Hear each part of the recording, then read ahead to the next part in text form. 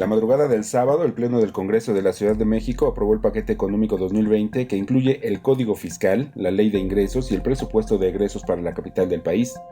La Ley de Ingresos contempla la captación de recursos totales por 238.975.793.216 pesos,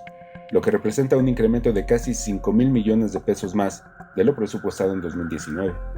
Nuestro presupuesto 2020 se diseñó conforme a la metodología de presupuesto basado en resultados, al tenor de 393 programas presupuestarios que cuentan con indicadores estratégicos que permitirán una mejor evaluación del gasto.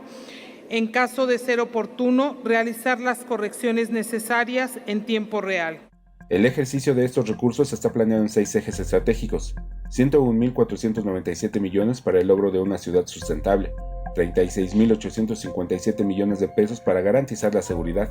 33.400 millones de pesos para igualdad de derechos, 8.228 millones de pesos para ciencia, innovación y transparencia y 1.397 millones de pesos para inversión en cultura, además de 57.593 millones de pesos para fortalecer la movilidad. De igual forma, se contempla un incremento de más de 1.600 millones de pesos para el servicio de transportes eléctricos,